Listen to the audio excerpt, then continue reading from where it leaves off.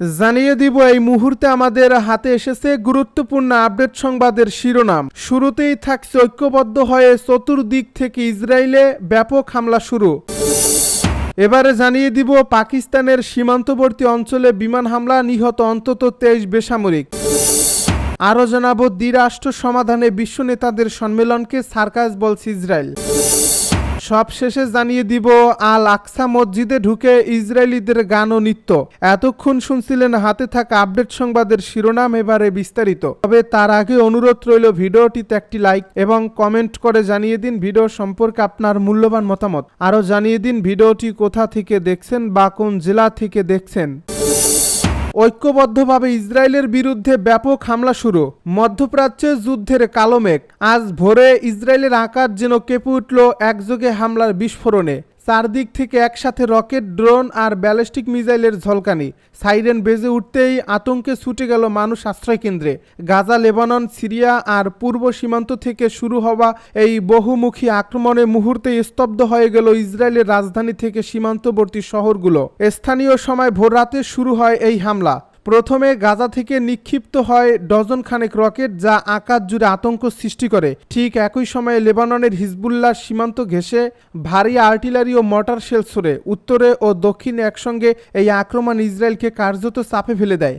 পরে সিরিয়ার সীমান্তবর্তী থেকে ক্ষেপণাস্ত্র নিক্ষেপের খবর আসে, আর পূর্ব দিক থেকে ইরানের সমর্থিত গোষ্ঠীগুলো ব্যালিস্টিক মিসাইল ছুড়ে তোলপাড় করে তোলে আকাশ। আকাশ জুড়ে অগ্নিগোলক, সাইরেনের শব্দ, আতঙ্কিত মানুষের ছোটাছুটি। পুরো ইসরায়েল যেন মুহূর্তেই যুদ্ধক্ষেত্রে পরিণত হয়। ইসরায়েলের প্রতিরক্ষা ব্যবস্থা আয়রন ডোম, ডেভিড স্লিং এবং অ্যারো সক্রিয় হয়ে বহু ক্ষেপণাস্ত্র প্রতিহত করতে সক্ষম হলেও কয়েকটি আঘাত হানে আবাসিক এলাকায়। রাজধানী তেল আবিবে একাধিক ভবনে আগুন ধরে যায়। আশকেলন ও হাইফায় বিদ্যুৎ সরবরাহ বন্ধ হয়ে যায়। অন্তত কয়েক ডজন মানুষ আহত হয়েছে। নিহতদের সংখ্যাও বাড়তে পারে বলে আশঙ্কা করা হচ্ছে। ইসরায়েলের প্রতিরক্ষা মন্ত্রী এক জরুরি বিবৃতিতে বলেন, এটি একটি পরিকল্পিত বহুমুখী আগ্রাসন। ইসরায়েল একা নয়, আমাদের জনগণ ঐক্যবদ্ধ। এই হামলার জবাব কঠোরভাবে দেওয়া হবে। ইতিমধ্যেই বিমান বাহিনী পাল্টা হামলা চালিয়েছে লেবানন ও গাজার বেশ কয়েকটি ঘাঁটিতে। আন্তর্জাতিক মহলে ব্যাপক প্রতিক্রিয়া দেখা দিয়েছে। যুক্তরাষ্ট্র ইসরায়েলের প্রতি পূর্ণ সমর্থন জানিয়েছে আর জাতিসংঘ জরুরি বৈঠক ডেকেছে। ইউরোপীয় ইউনিয়ন ও ন্যাটোও উদ্বেগ প্রকাশ করেছে এবং সংঘর্ষ থামাতে কূটনৈতিক উদ্যোগের তাগিদ দিয়েছে। তবে আরব বিশ্বের কিছু দেশ এই হামলাকে ন্যায্য প্রতিরোধ বলে অভিহিত করেছে। সাধারণ মানুষের দুর্ভোগ সীমাহীন। হাসপাতালগুলোতে শয্যা সংকট, রক্তের অভাবও দেখা দিয়েছে। রাস্তায় ধ্বংসস্তূপ, ভাঙা গাড়ি, আতঙ্কে ছুটে চলা পরিবার, সব মিলিয়ে দৃশ্য যেন এক ভয়াবহ যুদ্ধক্ষেত্র। পাকিস্তানের সীমান্তবর্তী অঞ্চলে বিমান হামলা, নিহত অন্তত 23 বেসামরিক। পাকিস্তানের সীমান্ত এলাকায় বিমান হামলায় অন্তত 23 বেসামরিক নিহত হয়েছেন বলে এএফপির প্রতিবেদনে বলা হয়েছে। দেশটির পুলিশ ও নিরাপত্তা সূত্র জানিয়েছে, সোমবার আফগান সীমান্ত ঘেঁষা দুর্গম খাইবার পাখতুনখোয়া প্রদেশে বিমান হামলায় অন্তত 23 জন বেসামরিক নাগরিক নিহত হয়েছেন। বর্তমানে এ এলাকায় জঙ্গি তৎপরতা বেড়ে যাওয়ায় উত্তেজনা বাড়ছে। এদিকে পার্লামেন্টের বিরোধী দলের সদস্য ইকবাল আফ্রিদি অভিযোগ করেছেন, সন্ত্রাস বিরোধী অভিযানের অংশ হিসেবে সেনাবাহিনী রাতে এই অভিযান হামলা চালিয়েছে। তবে সরকার বা সেনাবাহিনীর পক্ষ থেকে এখনো কোনো আনুষ্ঠানিক বিবৃতি দেওয়া হয়নি। আফ্রিদি এএফপিকে বলেন, নিরাপত্তা বাহিনীর বিমানই গোলাবর্ষণ করেছে। তাদের গোলাবর্ষণেই 23 জন মারা গেছেন। তিরহা শহরে অবস্থানরত এক সিনিয়র পুলিশ কর্মকর্তা এএফপিকে জানান, নিহতদের মধ্যে 7 জন নারী ও 4 জন শিশু রয়েছে। তিনি নাম প্রকাশ না করার শর্তে বলেন, যুদ্ধ বিমান 4টি বাড়ি সম্পূর্ণ ধ্বংস করে দিয়েছে। তিনি আরো জানান, তিরহা পাকিস্তান আফগান সীমান্তের কাছে অবস্থিত এবং এখানে একাধিক তেহরিকি তালেবান পাকিস্তান ঘাঁটি রয়েছে। সাম্প্রতিক মাসগুলোতে এই এলাকায় নিরাপত্তা বাহিনীর উপর বহু হামলার ঘটনাও ঘটেছে। খাইবার পাখতুনখোয়া পুলিশ জানায়, জানুয়ারি থেকে আগস্ট পর্যন্ত এই প্রদেশটিতে মোট 605টি সন্ত্রাসী হামলা হয়েছে। এসব ঘটনায় কমপক্ষে 138 জন বেসামরিক নাগরিক ও 79 জন পুলিশ সদস্য নিহত হন। শুধু আগস্ট মাসেই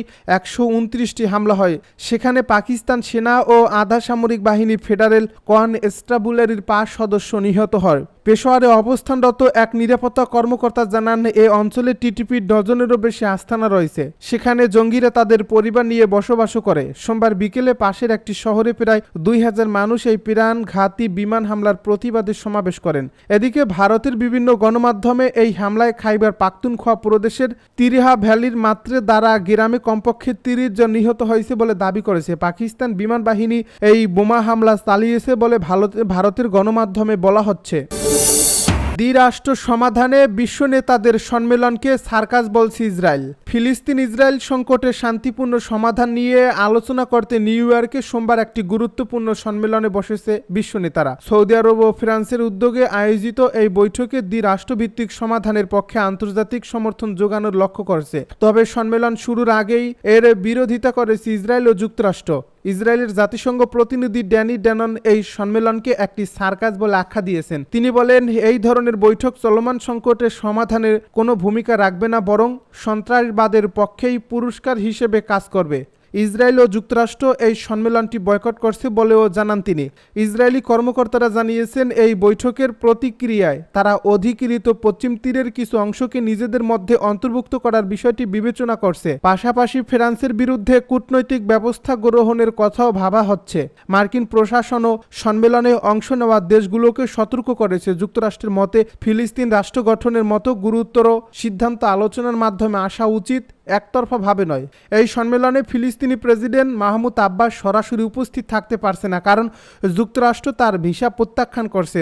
তবে তিনি ভিডিও বার্তার মাধ্যমে অংশ নেবেন। সৌদি যুবরাজ মোহাম্মদ বিন সালমানও একইভাবে ভিডিওতে অংশ নিতে পারেন। আল আকসা মসজিদে ঢুকে ইসরায়েলিদের গান নৃত্য।